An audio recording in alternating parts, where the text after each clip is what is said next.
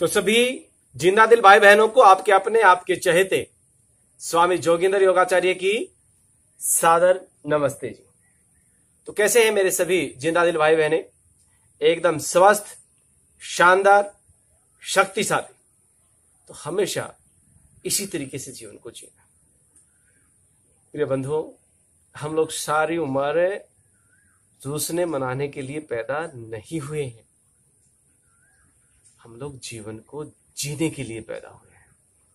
हम लोगों की सारी उम्र निकल जाती है एक दूसरे को रूठने और मनाने में।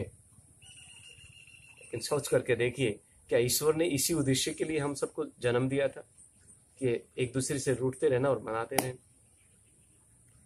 क्या ईश्वर ने इसीलिए हम लोगों को इस पृथ्वी लोक पर भेजा था कि कीड़े मकोड़ों की तरह आए और चले जाएं?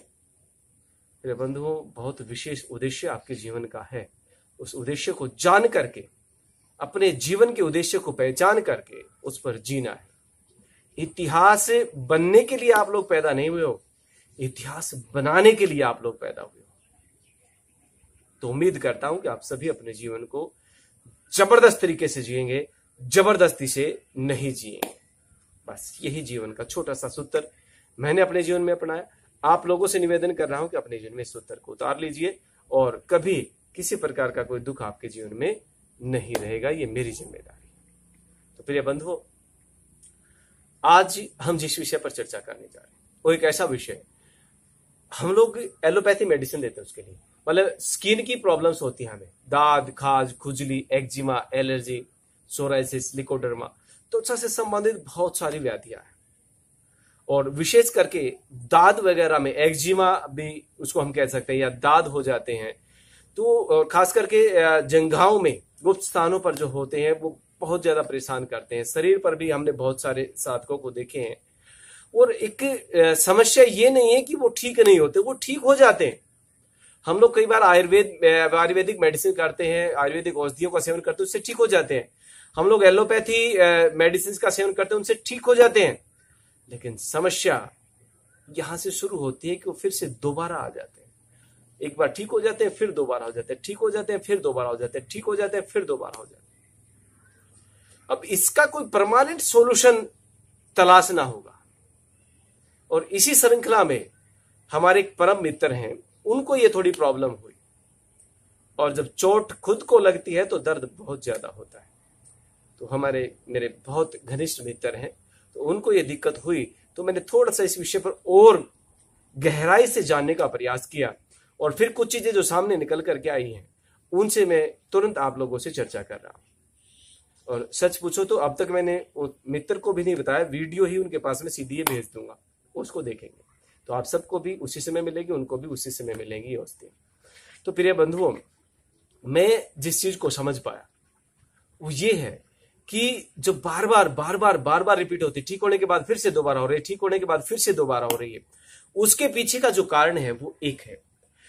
त्वचा रोग हमेशा तभी आपको होंगे जब आपकी बॉडी में टॉक्सिन ज्यादा हो जाए, विजातीय तत्व जो इस शरीर को नहीं चाहिए और उनकी मात्रा शरीर में बढ़ती जा रही है, दिन प्रतिदिन बढ़ती जा रही है, तब जो है ना आपको जाकर के त्वचा के रोग या ब्लड की जो एलर्जी है, खून की जो एलर्जी है, वो आपको होनी स्टार्ट हो जाएगी। तो अगर इसको जड़ मूल से नष्ट करना है, ऊपर के लिए आपको ठीक करने के लिए बहुत सारे साधन मिल जाएंगे, लेकिन अगर इसको जड़ से खत्म करना है, जड़ मूल नष्ट करना है, तो आपको टॉक्सिन्स फ्री होना पड़ेगा। हमारी बॉडी से टॉक्सिन्स को रिमूव करना पड़ेगा।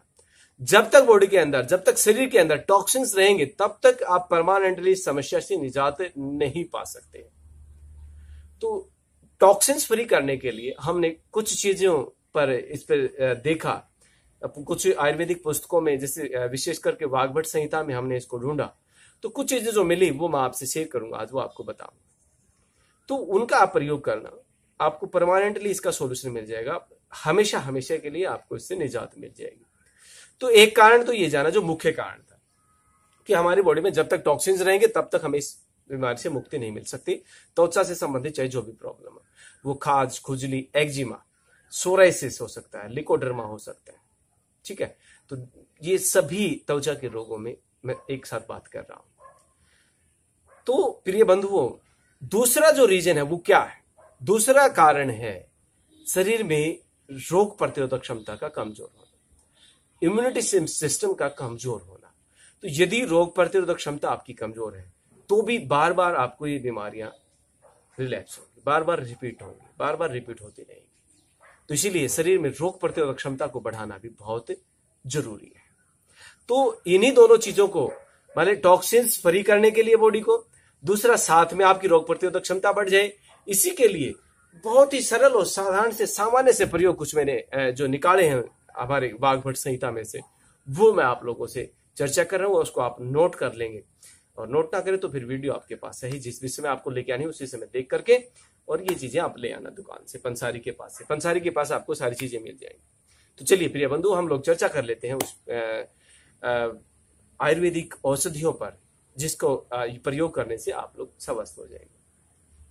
तो सबसे पहली बात अगर मैं करता हूं रोग प्रतिरोधक क्षमता बढ़ाने की, तो प्रिय बंधु 7 पीपल के पत्ते लेना, 7 पीपल के पत्ते लेना और उनको चटनी की तरह कूट लेना घर में, ठीक है।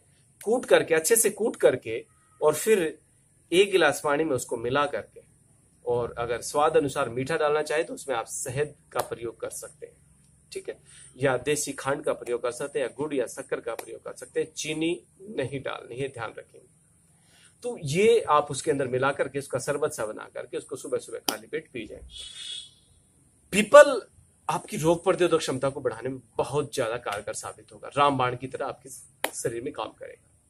तो जैसे रोग प्रतिरोधक क्षमता बढ़ने लगेगी, ये बीमारी आपकी दूर होने लग जाएगी। दूसरा प्रयोग जो रोग प्रतिरोधक क्षमता भी बढ़ाएगा, इसकी टॉक्सिन्स फ्री भी करेगा आपकी बॉडी को, और साथ में आपकी इस बीमारी का इलाज भी उसी के अंदर छिपा हुआ है। वो क्या प्रयोग है मैंने नोट किया था, वो एक बार आप भी नोट कर सकते हैं, मैं बोल देता हूं आपको। सबसे पहले गिलोय, एक बंदे के लिए मैं बात कर रहा हूं, एक व्यक्ति के लिए अगर डोज की बात करें आप, तो गिलोय का टुकड़ा लगभग 12 इंच बड़ा, गिलोय का टुकड़ा 12 इंच बड़ा, उसको छोटा छोटा काट करके कूट लेंगे। पहली चीज गिलोय का टुकड़ा 12 इंच बड़ा। दूसरी चीज उनाब, उनाब, उनाब क्या होता है? हमारा जो बेर होता है, बेर, एक तो मोटा बेर होता है, एक बेरी होती है, तो बेरी की तरह ही उनाब होता है। ये सूखा उनाब आपको पंसारी के पास से मिल जाएगा, ये उनाब लेकर के आना। तो 6 पीस जो है ना आपको उनाब के लेने हैं।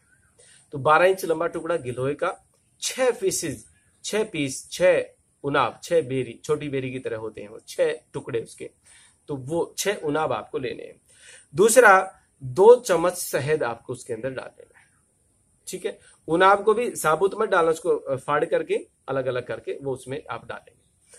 तो 12 इंच लंबा टुकड़ा गिलोय का, 6 उनाब, 2 चम्मच शहद की, और उसके अंदर आप डालेंगे 6 पत्ते नीम के, कूट करके डालने हैं वो भी, 6 पत्ते नीम के। दूसरा 6 पत्ते पुदीने के आपको डालने हैं उसके अंदर। कितने पत्ते? 6 पत्ते पुदीने के। और इसके साथ ही आधा चम्मच कलौंजी, आधा चम्मच कलौंजी, प्याज का जो बीज होता है उसको कलौंजी कहा जाता है, तो आधा चम्मच कलौंजी।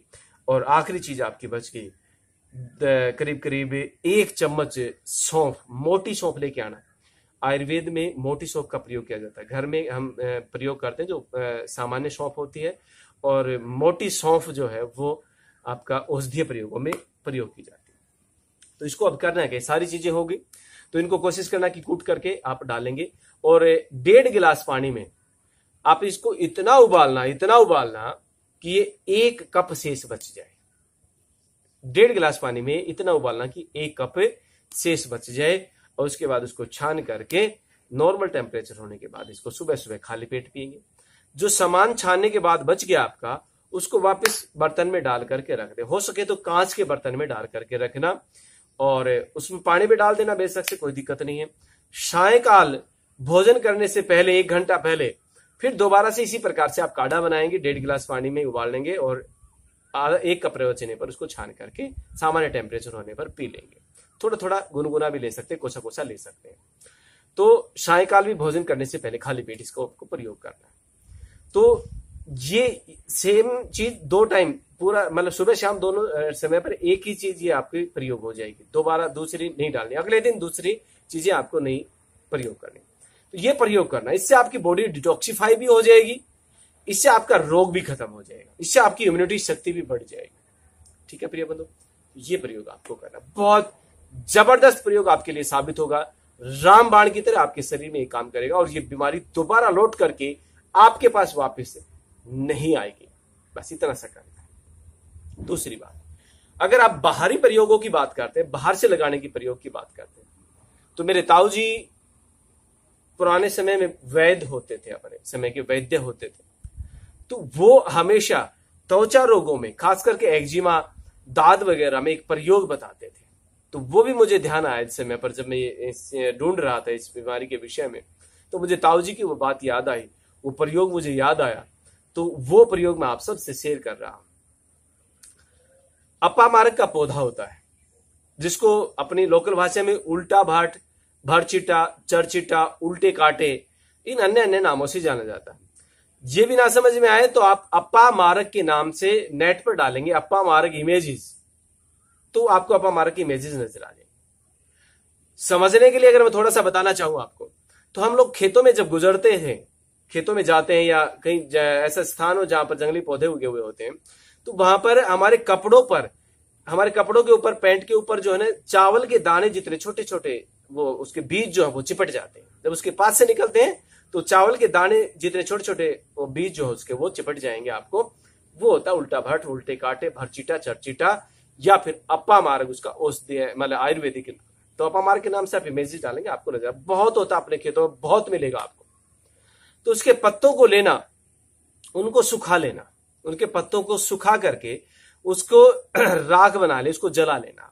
ठीक है, उसको राख बना करके कपड़ छान करके रख लेना, और उसको जो है ना सरसों के तेल में मिला करके, जहां पर भी आपको दाद हो गया है, जहां पर भी आपको एक्जिमा की प्रॉब्लम, वहां पर आप लगा देंगे। स्किन की कोई भी प्रॉब्लम वहां पर उसको लगा देंगे, तुरंत दिन प्रतिदिन आपको आराम मिलना शुरू हो जाएगा। तो ये बाहरी प्रयोग की मैंने बात की। तो अपामारक के पत्तों को जला करके, अभी बहुत ज्यादा है, सुखाने का आपके पास वक्त नहीं है, तो आप उसको गीले पत्तों को तवे के ऊपर रख देंगे, वहां पर भी वो जल करके राख बन जाएंगे। लेकिन पूरा प्रयोग जो है उसको सुखा करके, और कोशिश करें छाया शुष्क को, छाया में सुखा करके उसकी राख बना करके आप ये प्रयोग करना। तो ये कुछ प्रयोग मैंने आपको बताए प्रिय बंधुओं। उम्मीद करूंगा ईश्वर की कृपा से आप लोग बहुत जल्दी स्वास्थ्य के लाभ को प्राप्त करेंगे, और ईश्वर आपको हमेशा ऐसे स्वस्थ रखे, आनंद में रखें, हंसते रहे, खिलखिलाते रहें, जीवन में किसी प्रकार का कोई दुख आपको ना हो।